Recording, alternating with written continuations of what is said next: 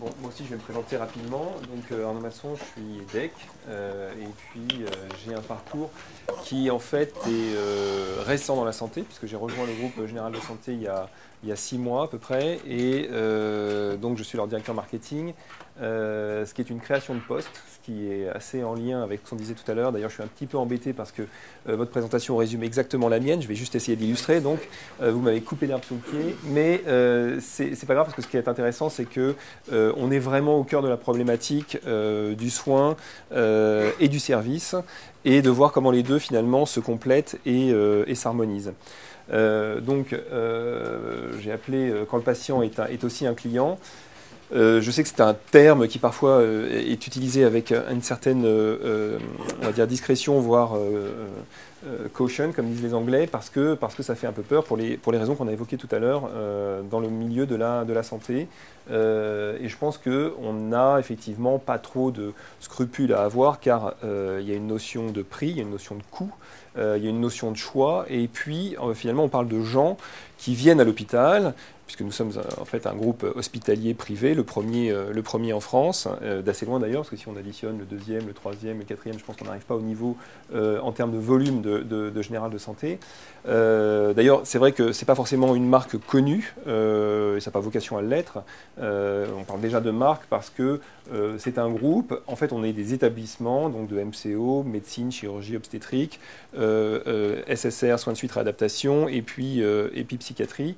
Il y a 106 établissements, on va le voir tout à l'heure. Et ce groupe, en fait, est plus connu pour les patients et les clients comme étant l'établissement, je ne sais pas, par exemple, des Peupliers dans le 13e à Paris. Voilà, c'est un établissement du groupe Général de Santé. Et je pense qu'il y a une logique locale, comme dans beaucoup de choses de la santé en France, qu'on essaye à la fois de garder, mais tout en apportant la puissance et le savoir-faire d'un groupe hospitalier. Alors, dans un premier temps, je pense que ce qui est important, c'est d'essayer de définir les règles du jeu. C'est pas forcément par hasard que Général de Santé est allé chercher quelqu'un comme moi qui vient finalement du transport, parce que j'ai commencé dans les cosmétiques également, plutôt sur la partie finance, organisation, et puis j'ai basculé il y a 10 ans du côté du transport avec la SNCF, donc juste à côté, où j'étais d'abord patron du programme de fidélité Grand Voyageur, puis on a filialisé ces activités, donc même les activités de transport, on y reviendra, comme les banques, comme d'autres activités de service, se sont posé la question du client par rapport à l'usager, par rapport à des notions qui avant étaient indifférenciées, pour aller vers plus de différence. Et donc c'est pas par hasard qu'ils sont peut-être venus chercher quelqu'un comme moi, comme Hubert-Joseph Antoine d'ailleurs, qui est aussi un ex-SNCF du côté APHP, de par la connaissance des marchés réglementés, parce que bon, le marché du transport ferroviaire en France est réglementé, comme dans beaucoup de pays européens. Là, on est quand même sur le deuxième secteur le plus réglementé après l'industrie nucléaire. Donc ça veut dire qu'on évolue dans un cadre relativement contraint. Et on n'est pas effectivement sur n'importe quel marché. La santé n'est pas n'importe quel marché. Mais n'empêche que c'en est un, parce que il y a des acteurs. Alors il y en a certains qui ont des règles du jeu un peu... les règles du jeu sont globalement les mêmes, par exemple, entre le public et le privé. On est soumis à autorisation, les ARS nous délivrent des autorisations sur des spécialités pour pouvoir exercer la cardiologie dans tel territoire. On a presque les mêmes, mais pas tout à fait quand même, parce qu'on n'a pas les mêmes règles financières. D'une certaine façon, on pourrait dire que le public, lui, est immortel. Nous, on ne l'est pas vraiment, puisqu'on est une société cotée. Donc on a aussi des impératifs de rentabilité qui doivent être maintenus, tout en tenant compte des contraintes, évidemment, législatives ou de régulation auxquelles on se doit d'adhérer et de respecter. Donc j'ai parlé des règles locales.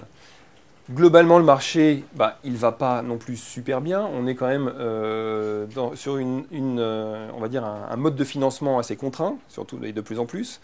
Donc, le financement public diminue.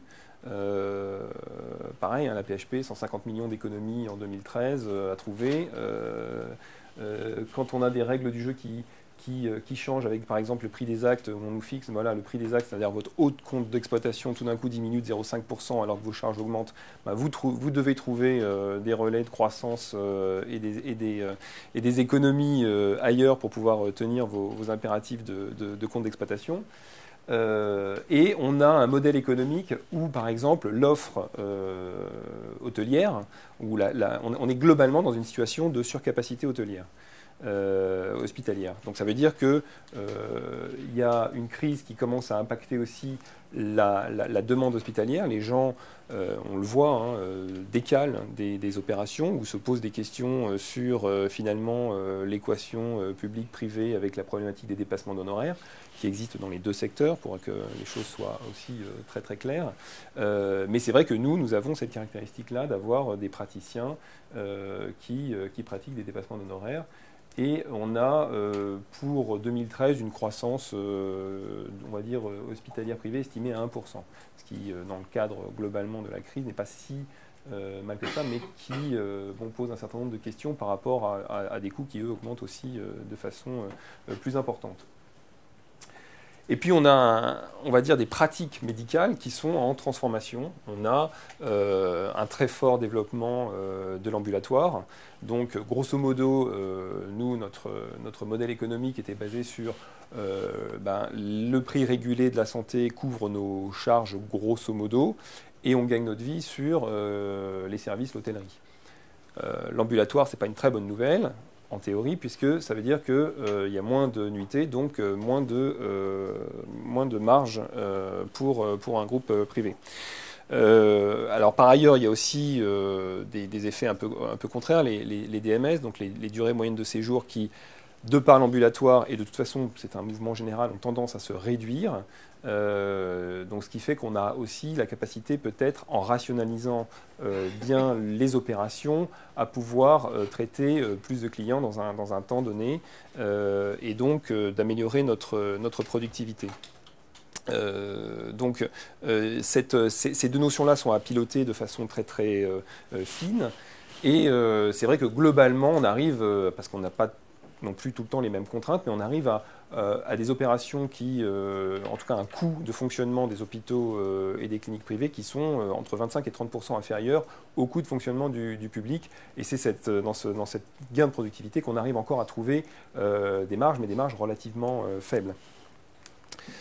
La concurrence, tout le monde ne fait pas aussi bien, et ça ne va pas si bien que ça quand même globalement. Donc on a des cliniques privées qui ferment, donc on a une réduction, une contraction de l'offre de soins privée, hein, moins 20% depuis 8 ans, et c'est vrai que même dans le public, on entend parler à chaque fois, parce qu'il y a aussi la notion de l'hôpital, premier employeur d'un territoire. Il y a une notion politique hein, autour de l'hospitalisation qui est une dimension qui est là. On a des fermetures d'hôpitaux, on va dire une rationalisation de l'offre de soins, pour parler de façon un peu plus politiquement correcte, qui fait qu'on a grosso modo plutôt une contraction de l'offre de soins en France. Évidemment, donc on verra peut-être avec Hubert Joseph-Antoine, le public lui aussi bouge, rationalise son offre et pense en fait à investir aussi pas mal, donc a réussi à gagner des parts de marché. On peut citer par exemple la maternité en communiquant pas mal sur la partie sécuritaire. On l'a vu dernièrement avec l'histoire de Port-Royal. Il y a quand même ces notions de niveau 1, 2 et 3 avec la mise en avant du côté néonatalité, sécurité du public qui a marché presque trop bien parfois, si on en croit certaines analyses de l'histoire de Port-Royal. Et puis on a effectivement une équation économique qui fait que nous, on a un EBE moyen à 2,5%, ce qui n'est pas extrêmement fort quand on veut en plus derrière, avec le renchérissement et la complexification des traitements, réinvestir dans des nouveaux matériels, dans des nouveaux outils de production. Parce qu'on en parlait, effectivement, les médecins sont très sensibles, et à juste titre, à la qualité de leur outil de production et demandent souvent des investissements dans les appareils, chose qui est absolument indispensable, mais qui n'est finalement assez peu perçue par le client. Et donc, une fois qu'on a dit ça, moi, je vais vous parler un peu du reste. Donc, j'ai parlé des 106 établissements, donc on est plutôt sur une dorsale nord-sud, Lille, Paris, Lyon, Marseille, plutôt présent dans les grandes villes.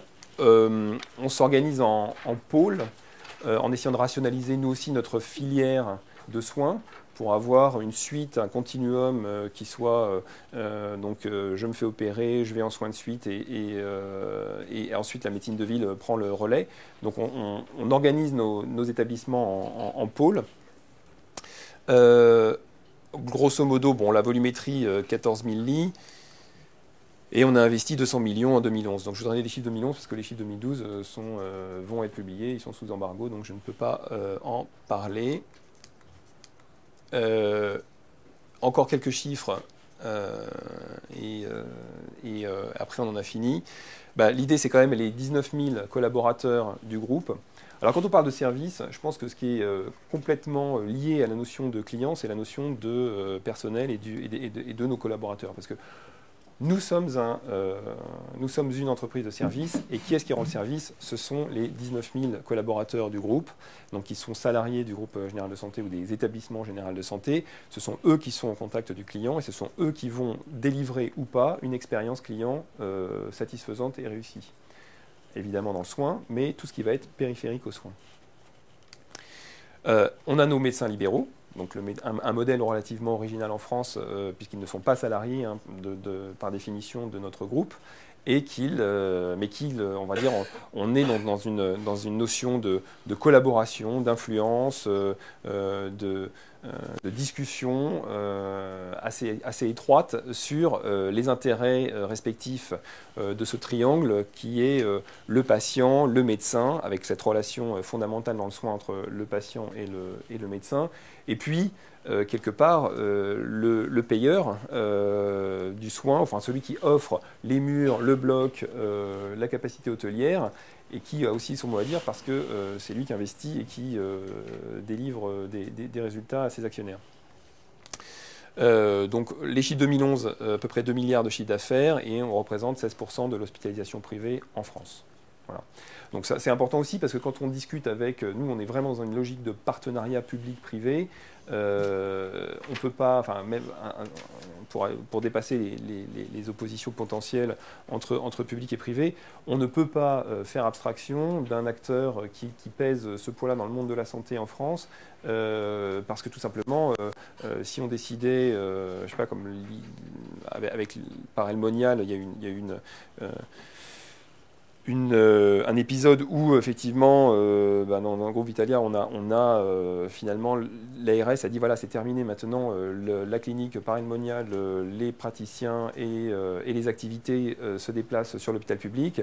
C'était quelque chose qui était en gestation depuis un petit moment, mais sur un acteur de cette taille-là, c'est très difficile de basculer les volumes traités par un acteur comme Général de Santé du jour au lendemain sur un autre acteur, parce que tout simplement il n'y a pas la capacité pour. Donc on est vraiment dans une logique de maillage et de partenariat public-privé pour délivrer l'offre de soins dont les populations et le territoire ont besoin.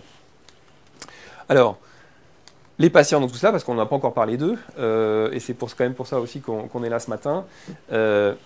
Alors, on a environ 1 million de patients, on va dire 1 million de séjours. On a 18 centres de cancérologie, on a des séances de radiothérapie, chimiothérapie évidemment associées, on a de la dialyse, on a des urgences. Je pense qu'il ne faut pas oublier aussi l'offre d'urgence des groupes privés. Pour donner un exemple, on est par exemple dans le territoire de la Seine-Saint-Denis, dans le 93, on est le premier offreur de soins. Et on a effectivement deux hôpitaux privés qui délivrent les urgences. Parce qu'on a entendu dernièrement, oui, les groupes privés choisissent leurs patients. Là, dans ces cas-là, on est dans un territoire effectivement assez, on va dire, démuni, et on est là où personne d'autre n'est venu pour l'instant, parce que ça intéresse peut-être moins. On a 30 000 accouchements, donc ça c'est aussi une autre caractéristique, ce sont nos maternités. Et on voit déjà se dessiner en fait avec comme ça, à petites touches, des notions aussi, quand on parlait pour faire une analogie avec le monde des services plus marchands, des notions de filière ou des notions de type de service, de type de produit. Parce que finalement, quand on va en cancéro, c'est évidemment pas la même chose que quand on va en maternité, c'est pas la même chose qu'on va en dialyse, puisque là, il y a une notion de répétition. Et donc, il y a quasiment des lignes de produits ou des lignes de services à inventer pour des malades, ou des gens qui ne sont pas malades, parce que quand on est en fait en maternité, on n'est pas malade, c'est plutôt un heureux événement, et on est plutôt au contraire dans une optique de se dire, tiens, il se passe quelque chose, qu'est-ce que j'associe à cet événement heureux. Là où effectivement quand on est en dialyse, on revient, il y a quasiment une notion de fidélité à l'établissement ou au service qu'on reçoit qui est très importante. Donc on va essayer de comprendre si on ne peut pas inventer des services périphériques à cette offre, enfin à cette segmentation de clientèle qui se dessine. Alors malheureusement, par tradition, quand on arrive effectivement dans le monde de la santé, on s'aperçoit qu'il y a peu de connaissances finalement socio-démographiques ou même fines de la clientèle, en tout cas dans le monde de l'hospitalisation, parce que ce n'était pas la priorité, parce qu'on a travaillé sur des notions plus de soins avant toute chose, et que le client, eh bien, il est relativement inconnu. Bon, c'est vrai qu'en plus de ça, on a un cadre législatif qui est complexe, qui n'aide pas, enfin, à juste titre aussi, parce qu'on ne peut pas faire n'importe quoi avec l'information patient. Mais si on en avait un peu plus, on serait quand même plus armé pour pouvoir apporter le bon niveau de service en fonction de tout simplement ce dont dispose n'importe quel transporteur, opérateur téléphonique, c'est-à-dire d'une base de données recensant un certain nombre d'informations sur leurs clients. Nous, on n'a rien. Donc, on a localement des choses, mais on a peu de choses exploitables pour l'instant. Donc on a une grosse marge de progrès, ça c'est le côté, l'avantage, et puis ce qui fait que le job est plutôt rigolo, de se dire on peut faire que mieux, quoi. Donc, si on résume, nos médecins et les établissements et les patients, en fait, il y a plusieurs forces qui s'exercent sur un modèle qui est en pleine transformation. D'abord, le nombre d'acteurs qui évolue, l'environnement réglementaire qui se durcit ou qui change, et à chaque fois, il faut s'adapter. Donc, quand on est une petite clinique, qu'on dit, voilà, les tarifs, c'est plus du tout la même chose, la T2A a changé, on change de classification, ça veut dire concrètement, quand on est une clinique indépendante, il faut avoir un informaticien qui va changer toute la codification des actes, et c'est compliqué. Nous, on a la chance de pouvoir le faire en centrale pour l'ensemble des établissements. Il y a un changement de volume et de tarifs. L'ambulatoire, on en a parlé, la DMS, avec des tarifs qui, effectivement, plutôt orientés vers le sud que vers le nord. Et puis, des nouveaux besoins patients, on en a parlé, et des nouveaux besoins médecins. Alors, j'ai mis en exergue la partie patient, c'est-à-dire des patients qui deviennent acteurs. Et puis, je l'ai passé rapidement sur le côté médecin, mais on a aussi une nouvelle génération de médecins. On n'est plus dans la même optique qu'avant. Voilà, c'est une profession qui rajeunit, qui se féminise, qui a des besoins et des envies un peu différentes de celles d'avant, et qui, quelque part, même si ça reste une relation médecin-patient assez fondamentale, nous demande aussi maintenant d'amener les clients dans les cliniques. Là où avant, il y avait un réflexe où on disait ce sont nos patients. Ça l'est toujours.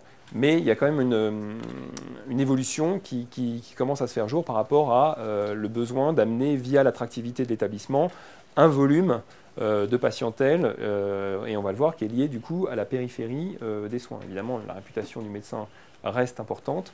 J'en parle pas parce que c'est quelque chose c'est une donnée, on s'attend à être bien soigné, hein, on ne s'attend pas à avoir un modèle low cost où vous réussirez la moitié du genou et puis l'autre moins bien. C'est l'attente basique, et maintenant on est exactement sur ce que disait Xavier, sur la satisfaction et sur finalement l'expérience globale. Et puis, nous, faut qu'on continue à vivre avec notre compte d'exploitation sous tension. Donc, comment on réussit à faire ça? Alors, la façon qu'on a trouvé de faire ça, c'est quand même de partir sur le service. Hein, et on l'a vu avec des exemples étrangers, on y reviendra parce que moi aussi, j'ai été regarder ce qui se fait dans d'autres pays. Le seul critère finalement sur lequel on peut jouer, c'est la différenciation par le service, en étant bon sur les à côté du soin, pour que l'expérience finalement devienne un élément clé de la réputation de l'établissement, participe de façon vertueuse à la qualité des soins et que comme ça, on ait une satisfaction client qui permette de générer le futur trafic ou le futur volume de patientèle dont on a besoin pour pouvoir continuer à investir dans la qualité des soins, dans les équipements et pour nos docteurs. Alors moi, je travaille à la Générale de Santé du côté patient, mais j'ai un équivalent qui est médecin, le docteur Jean-Marc Coursier, qui lui travaille aussi en étroite collaboration avec moi sur la partie réseau médical du groupe. Parce qu'effectivement, on ne peut avancer qu'ensemble. C'est un vrai partenariat médecin et patient. Alors, c'est pas un plan de métro, c'est le parcours patient où finalement nous on s'inscrit dans une petite partie du parcours du patient, parce qu'il ne faut pas oublier que quand on se met à la place d'un patient, lui, l'hôpital finalement ce n'est qu'une partie de sa réalité de soins. Avant, il y a des choses qui se passent avec le médecin de ville. C'est quand même la première.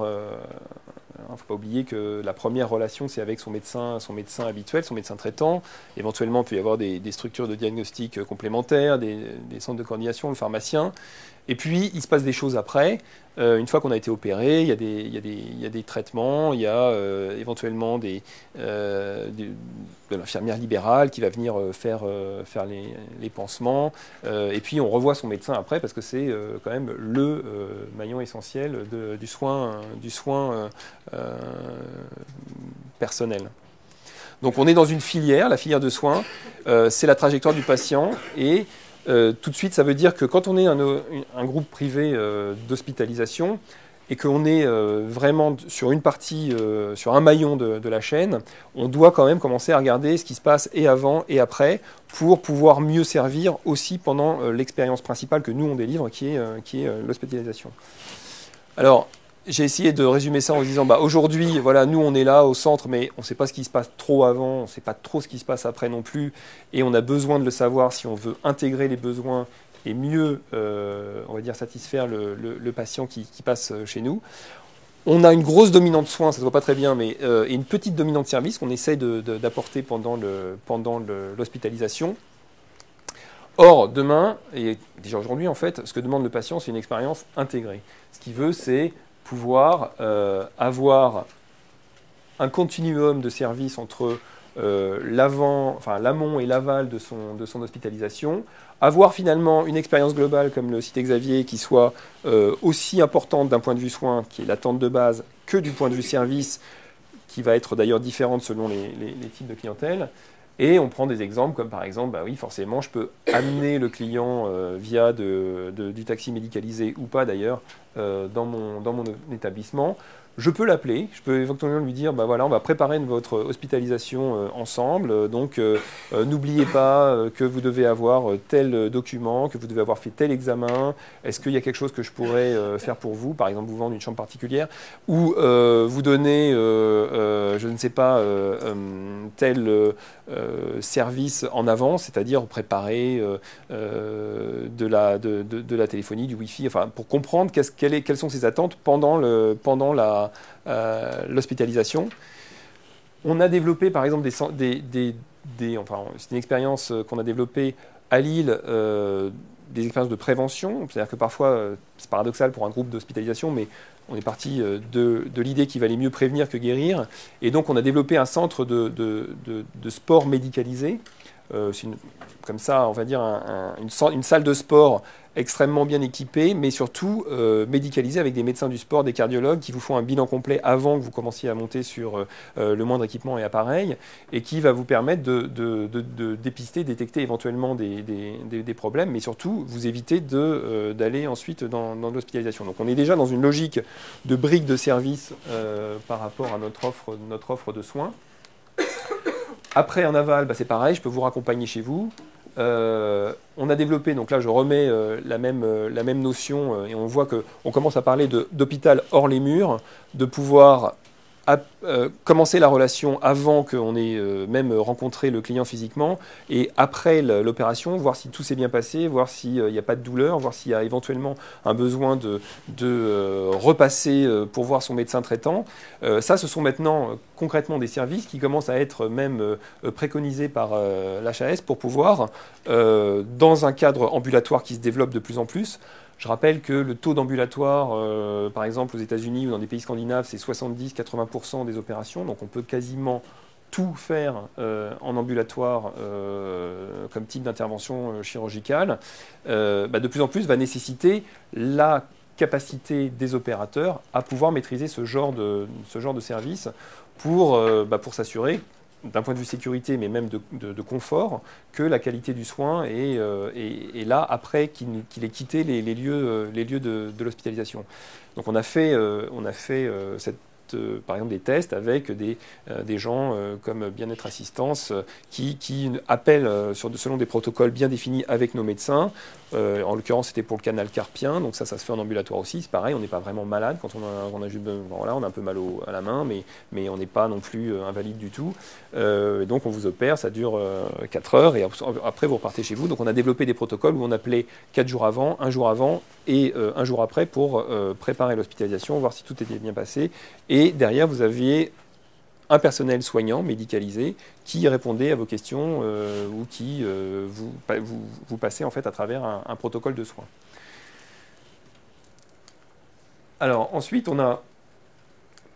j'ai voulu développer le parallèle assez loin entre finalement qu'est-ce que c'est qu'un parcours patient ou un parcours client. Pour moi, c'est exactement la même chose qu'un voyage. Ça tombe bien, c'est un peu de là d'où je viens. Bon, je ne viens pas de chez Air France, mais c'est la même logique. On est finalement en train de se renseigner avant, même si les leviers ne sont pas les mêmes. On va sur Internet de plus en plus. J'insiste beaucoup sur l'importance de la digitalisation de la relation pour qu'on prenne contact en fait via des moyens maintenant communs, modernes, avec nos futurs patients et nos futurs clients. Quand vous allez, parce qu'en fait ce sont les mêmes, ce sont des gens qui vont à l'hôtel, prennent le taxi, vont au restaurant et tout d'un coup arrivent dans un hôpital. Et parce que c'est un hôpital, il faudrait qu'ils abdiquent ou qui descendent leurs attentes de service de plusieurs décennies finalement pour se dire maintenant ok je sais que ça va être un peu spécial, c'est l'hôpital, donc je n'ai plus d'attente particulière par rapport au service. C'est pas vrai, enfin c'est plus du tout vrai. Ils ont aussi des attentes et on parlait de l'évolution des patients. Ils nous le disent, donc on se doit de répondre à ces attentes. Donc on peut très bien, on parlait des exemples sur les rendez-vous, mais faire sa préadmission sur Internet, c'est vrai que ça paraît aujourd'hui quand même un peu fou d'aller au guichet, donner sa carte vitale pour dire qui on est, comment on s'appelle et sa date de naissance. C'est quand même plus confortable et plus sympa de le faire chez soi, tranquillement, quand on prépare son hospitalisation depuis son salon. Alors, c'est pas encore effectif, mais ce sont des choses auxquelles on réfléchit et que certains de nos concurrents ont déjà entamé. Après, on est dans le dur du service. On est soit dans le voyage. Alors, quand on est un voyageur d'affaires, il peut y avoir le lounge. Il y a le repas. Alors, le repas, effectivement, le repas Air France et le repas d'hôpital, tout de suite, ça évoque deux univers différents. Mais je ne vois pas pourquoi, en fait, ça serait si différent que ça. Évidemment, derrière, il y a une notion de choix, il y a une notion de service associé, il y a une notion d'attente et il y a une notion de moyens. Mais globalement, on ne mange pas la même chose quand on est dans un avion, selon là où on s'assoit. Dans un hôpital, il y a peu de... Enfin, j'essaie de trouver des raisons pour lesquelles ça ne devrait pas exister. On va le voir tout à l'heure. Je pense que s'il n'y en a pas vraiment. Et puis après, on est sur la fin du parcours. La fin du parcours. Alors il y a aussi le divertissement. Ça, pour moi, c'est la même logique que la partie nourriture. Et puis tout ce qui va concerner l'après-vente ou l'expérience post-opératoire ou post-voyage pour le client. La fidélisation. Alors dans notre métier, c'est quand même un petit peu dur de la proposer. Maintenant, c'est vrai que quand j'évoquais la dialyse, on est de facto fidélisé. Hein. Malheureusement, on vient passer tous les 2 jours 5 heures à l'hôpital. On pourrait aller ailleurs et on n'a pas forcément envie. Le client non plus d'ailleurs, parce qu'il n'a pas forcément envie de changer tout le temps d'hôpital. Et je pense qu'il est très attaché à la notion de service et d'habitude de service qu'il va retrouver dans son établissement pour pouvoir avoir son rendez-vous. Un peu imposé, certes, mais autant faire en sorte que cette expérience soit la plus agréable possible pour lui. Parce que finalement, c'est son expérience de vie. Hein. Donc, si on fait... En fait, pour moi, ce qui est déterminant par rapport à cette notion de client et de patient, c'est la notion de choix. C'est-à-dire qu'à partir du moment où on offre le choix, pas sur le soin, encore une fois, ça c'est... Voilà, le soin, il n'y a pas de débat, c'est indiscutable. On a des bons praticiens, ils se doivent d'opérer de la meilleure façon possible. Après, on offre une nouvelle couche de service, et là, les clients se déterminent en fonction de leur appétit, de leurs moyens, de leurs envies, de ce qu'ils peuvent ou ne peuvent pas faire. Et il n'y a aucune raison, en tant qu'offreur de service, de ne pas proposer ces différents choix. Donc, c'est une différenciation choisie, repas, divertissement, confort. On est sur ce qu'on évoquait tout à l'heure par rapport à l'expérience et ce qui va faire la différence. Le prix, il est en fonction du segment de clientèle, c'est pareil. On n'a pas vocation effectivement à pouvoir offrir de la même manière que tout le monde ne peut pas manger en première business class ou en première classe. Ça va être un peu la même chose. Maintenant, on donne le nombre de calories suffisant pour bien se soigner et puis se remettre de son opération. Non, enfin, c'est pas notre objectif du tout. Et on a des packages de services aussi qui répondent au mieux aux attentes des clients. Je pense que c'est assez important parce que quand on est la notion de package, elle est fondamentale. Quand on en est à l'hôpital, on n'a pas besoin non plus de se poser la question de est-ce que je veux commencer à faire une liste de tous les services. En plus de ça, à produire, c'est pas possible. Donc on est obligé de déterminer et de partir des attentes clients pour déterminer qu'est-ce qui, en priorité, leur plaît ou quelles sont leurs attentes dans l'expérience d'hospitalisation. Et donc, une des premières choses que j'ai fait, c'est effectivement faire des focus group clients. Donc, c'était la première fois qu'on faisait des focus group à l'hôpital, où les clients, donc des focus group maternité, des focus group soins de suite réadaptation, des focus group ambulatoires, des focus group médecine chirurgie, pour bien voir quelles étaient les attentes différentes, parce que quand on passe 4 heures dans un hôpital, c'est pas la même chose que quand on passe 4 jours. Donc, on a effectivement des attentes et des besoins de service certainement différents. Et on s'aperçoit que la notion de package, elle est assez fondamentale. Donc, c'est les bouquets de services, c'est ce qu'on retrouve par rapport aux téléphonie mobile, mais aussi parfois par rapport aux transporteurs. Donc là, j'ai pris un exemple que je connais bien, puisque travaillant à la SNCF, j'ai été, en fait, je reviens plus exactement d'Eurostar, j'ai passé plus de 6 ans à Londres, où j'étais patron des services à bord lors de mon dernier poste. Et donc, on offrait, quand vous voyagez, l'idée c'était de dire qu'on offrait plus qu'un voyage d'un point A à un point B. Ça, tout le monde est transporté en 2h15 entre Paris et Londres, et on arrive à peu près aux mêmes gares. Mais par contre, l'expérience de voyage n'est pas la même. Donc, vous pouvez voyager effectivement comme ça, avec des menus qui sont signés Raymond Blanc. Et vous pouvez également, à l'hôpital, c'est pareil. Ah, je crois qu'il y a un petit... Bon, bref, il y avait d'autres éléments où on montrait effectivement que ce qu'on vous sert n'est pas la même chose en première classe et puis en standard. Ce n'est pas un problème, vous avez le choix, vous pouvez aller au bar si vous voulez, vous êtes en seconde, vous avez aussi un choix de restauration. Quand vous choisissez de prendre la première classe, vous choisissez un certain nombre de choses, un package, des lounges, vous choisissez de l'échangeabilité, vous choisissez aussi une restauration. Et ça correspond à vos besoins du moment. L'idée, c'est que ce service devient aussi industrialisé. Pour moi, ça veut dire homogène, c'est-à-dire qu'on est constant dans la qualité de production du service. Je pense que c'est très important parce qu'on a aussi une tradition jusqu'à présent dans l'hospitalisation finalement de produire localement et d'avoir une hétérogénéité de résultats. C'est pas forcément non plus un gros problème, mais de plus en plus les clients demandent et attendent quelque chose qui soit avec un niveau de qualité homogène, minimum, si possible le meilleur possible, mais qui soit homogène. Et ça ne peut se produire que quand on pense en amont et qu'on industrialise le service, comme le fait n'importe quelle entreprise de service. Donc pour moi, c'est effectivement les priorités digitaliser la relation, parce que ça permet d'avoir une qualité de service qu'on met en œuvre et qu'on propose de facto les sites internet. Donc j'en ai parlé, hein, on a un problème. Enfin, on n'a pas un problème, on a des contraintes législatives et c'est la préadmission. Donc on est en train de travailler sur des concepts où on va vous dire ici vous allez vous préinscrire et puis ça va permettre de tout de suite lancer ce que je disais, le recueil des données administratives finalement. Parce que aller faire la queue pour donner ce type d'informations, je ne pense pas que ça soit du standard de service attendu par les clients. Un autre exemple que je mets en exergue, c'est comment est-ce qu'on met en place une véritable culture client dans l'hôpital. La culture patient, on l'a. Il n'y a aucun problème. On est là pour soigner. Les soignants sont des gens compétents, professionnels, qui ont un véritable souci je veux dire, de la qualité du soin. Maintenant, effectivement, c'est comment est-ce qu'on change cette culture ou comment est-ce qu'on additionne à cette culture du soin la culture du service. Et c'est une véritable transformation culturelle, c'est une véritable opération de conduite du changement en interne avec les 20 000 collaborateurs et les médecins libéraux du groupe pour dire on va au-delà maintenant du soin que vous êtes très bon à prodiguer, mais il faut qu'on arrive à faire un mix soins et services qui nous différencie du reste de l'offre de soins si on veut continuer à être performant et à survivre économiquement.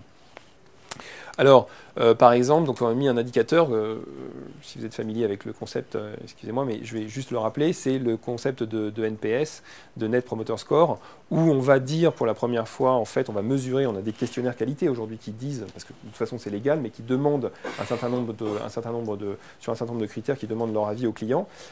Là, on va le mesurer en mettant en place un score client où on va dire, ben voilà, vous allez nous noter de 0 à 10 sur le critère de recommandation à un proche ou un ami. Parce qu'in fine, on va dire le juge de paix, c'est une fois qu'on est passé à travers tout ce continuum d'expérience, alors c'était bien. Alors en fonction de ce qu'on va dire, ça va être oui, c'était vachement bien, ils ont été très sympas, et en plus de ça, ils ont pris en compte un certain nombre de choses. C'était vas-y, c'est super, ou alors rien, ou alors non, ça peut être sur des choses effectivement très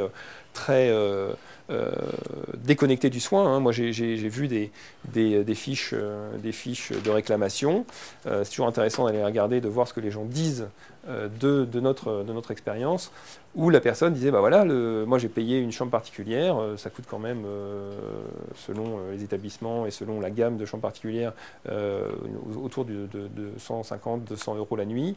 Il y avait de la fondue de poireaux annoncée au menu, on m'a donné des haricots verts. Bon, bah voilà, je ne suis pas très content, et en plus j'ai dû leur demander un deuxième morceau de pain. Donc ça, c'était le premier commentaire. Et le deuxième commentaire, par ailleurs, j'ai eu un problème avec mon genou et j'ai toujours mal et je ne suis pas très content de mon opération. Donc mettez sur le même plan la fondue de poireaux et le fait qu'il y avait une douleur sur le genou. Donc c'est la réalité de ce que disent nos clients, c'est le soin et le service qui sont finalement dans un continuum d'expérience et qui doit être traité. Donc du coup, pour ça, on a l'idée est de mettre en place un score client qui dit, dites-nous si vous nous recommandez. Donc on prend le pourcentage de ceux qui nous donnent 9-10, qui sont nos ambassadeurs, et on déduit le pourcentage de nos détracteurs, et on donne un score client. L'idée, c'est pas d'avoir un score comme ça pour se dire, ah bah tiens, on a 40, c'est super, mais c'est de pouvoir ensuite agir pour la direction d'établissement en demandant la deuxième question au client, c'est de dire pourquoi vous nous avez donné cette note. Quelle est la principale raison qui vous a conduit à mettre cette note, pour qu'on sache où aller éventuellement changer, corriger, ou aller continuer à délivrer une bonne expérience. Et puis surtout, on s'est aperçu que économiquement, c'était vertueux, parce que toutes les études montrent que quand on a un bon score et quand on est vraiment leader sur la partie score client, en général, la rentabilité, elle est supérieure derrière. Il y a des études, donc c'est une méthodologie qui a été développée par le cabinet de conseil Bain en collaboration avec Harvard. Ils ont montré que dans certains secteurs d'activité, quand on était leader sur son NPS, donc sur son score client, on avait 4 points de plus de rentabilité par rapport au suivant. C'est tout simplement l'idée que quand on va chez un épicier, qu'il est sympa, qui nous donne, qui nous connaît, qui donne la sucette à l'enfant qui accompagne, etc., on va plutôt aller chez lui que chez un autre concurrent. la recommandation pour un établissement de santé, je pense qu'elle est absolument fondamentale, au-delà de la qualité des soins, qui, encore une fois, est une attente de base. Voilà, donc derrière, ce qu'on cherche, c'est le 10 et la recommandation vers la marque. Voilà, donc l'idée, ça va être de s'inspirer aussi de ce qui se fait dans d'autres pays. Là, par exemple, c'est le temps d'attente qui est mis en avant sur les sites internet de certains établissements de santé. Là, en l'occurrence, je crois que c'est soit au Canada, soit aux États-Unis. Voilà, on met en temps réel 41 minutes d'attente aux urgences, pour devenir finalement un vecteur de choix. Et c'est vrai que nous, on va dire acteurs de la santé privée, on a plutôt intérêt de mettre en avant effectivement la très bonne performance de nos services d'urgence. On est capable, on a mesuré sur des expériences passées, vous voyez un soignant entre 6 et 7 minutes.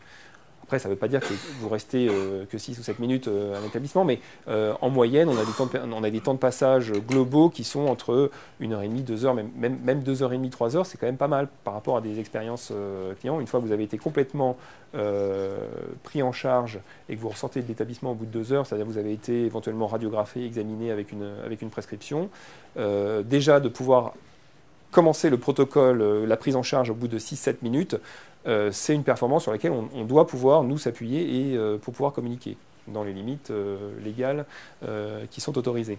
Mais c'est ce que font donc les sites ici. Là, c'est en Angleterre. Alors là, ils ont carrément des webcams qui montrent la salle d'attente des urgences pour montrer si vous avez envie de venir, vu qu'il n'y a pas trop de monde ou pas.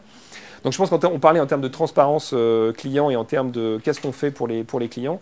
Voilà des exemples dans lesquels on cherche à s'inspirer pour dire voilà, on n'a pas grand-chose à cacher. Et puis parfois, quand il y a un coup de chaud sur le service d'urgence, c'est plus intéressant de dériver du flux vers un établissement, même concurrent, plutôt que d'offrir une expérience client qui soit très très mauvaise.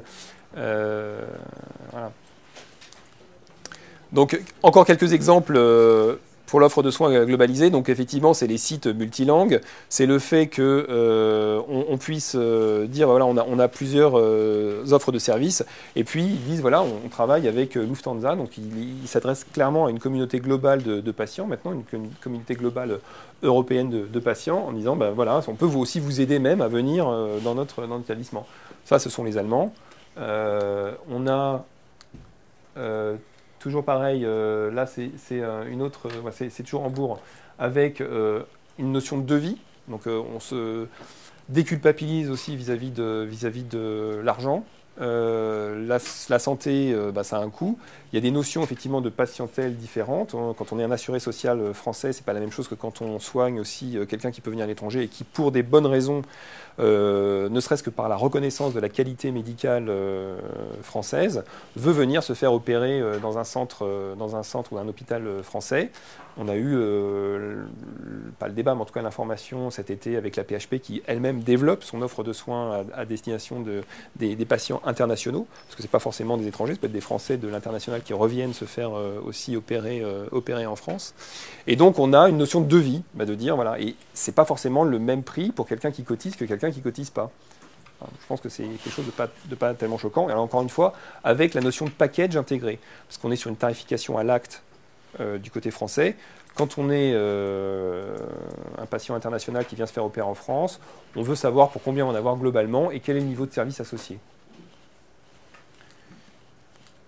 Et puis, on va même assez loin, parce qu'il développe là, donc toujours l'hôpital de Hambourg, il dit, voilà, pour vos accompagnants, on leur donne aussi le programme des spectacles dans la ville qui va vous accueillir et qui va être le lieu de votre hospitalisation. Donc en résumé, je pense que quand on voit ces différents exemples, on s'aperçoit que le secteur de la santé est à l'aube d'une transformation radicale, si ce n'est pas déjà largement entamé. de la même nature que celle qui a finalement concerné les transports. On a parlé de la SNCF, mais finalement des transporteurs aériens. Eux, ils sont quasiment dans la deuxième génération avec le low cost de la transformation radicale de leur secteur. Mais on peut aussi situer aussi le secteur de la banque et des télécoms.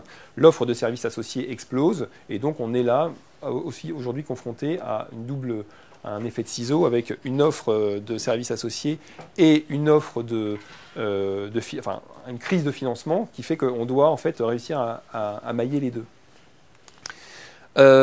Évidemment, on s'appuie sur un socle de soins et on s'appuie toujours sur une relation fondamentale entre le patient et son médecin. Il ne s'agit pas de transformer la nature, hein. Encore une fois, c'est peut-être de revenir aux basiques, ou en tout cas aux fondamentaux de l'industrie.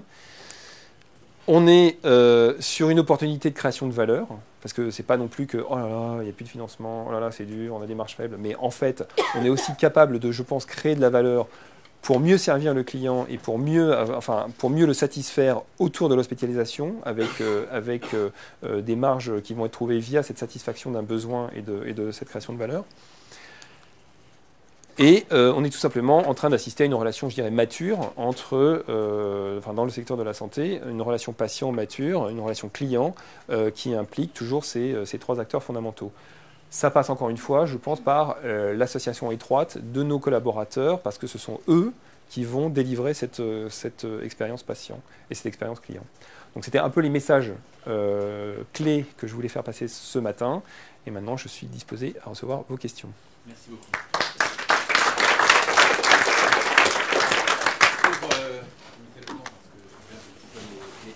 Peut-être une question, puis on pourra en continuer évidemment le débat ensuite. Ouais. Alors, je me permets une petite question. Vous avez insisté sur la transformation digitale, entre autres, et vous avez aussi insisté sur l'appréciation de la satisfaction quelque part de vos patients, clients, à travers notamment le NPS. Comment vous gérez le fait qu'aujourd'hui vos clients, vos patients vont aller en ligne? Comment vous gérez la réputation en ligne? Comment vous gérez ces avis consommateurs? Parce que quelque part, j'imagine qu'on en trouve aussi dans votre domaine. Comment vous appréhendez cette facette qui est très... Alors, pour l'instant, on est... c'est un peu juste le démarrage, mais évidemment qu'il faut monitorer tous les réseaux sociaux, qu'il faut monitorer ce qu'on dit en fait, de nous. Il y a déjà beaucoup de choses qui se passent sur le net, hein. On parle de façon nominale des médecins, avec parfois des appréciations assez dures et crues sur leurs résultats. On parle en maternité beaucoup. On s'est aperçu que 90% des occurrences générales de santé sur le net, ça concernait la maternité. Les mamans chattent, donnent des conseils, vont sur des sites pour dire tiens, qu'est-ce que tu penses de telle maternité. Donc déjà, on sait que là, c'est un sujet en soi. C'est déjà l'univers en fait du net est déjà complètement préempté par la maternité. Donc il faut développer des outils. On faisait ça dans le transport. Je pense que ça arrivera très rapidement dans la santé, où on peut avoir finalement quelque part des outils qui filtrent via les mots-clés les occurrences de ces mots-clés, et puis les classifient et donnent un véritable baromètre temps réel de qu'est-ce qu'on dit aujourd'hui du groupe général de santé, ou de tel établissement, ou même de tel service. Aujourd'hui, on ne le fait pas. On a fait une étude d'e-réputation qui a montré donc, ces résultats ponctuels sur la maternité. Mais évidemment, après, ça va être en fonction des priorités et des moyens, de comment est-ce qu'on va mettre en œuvre ces outils. Ça arrivera relativement vite.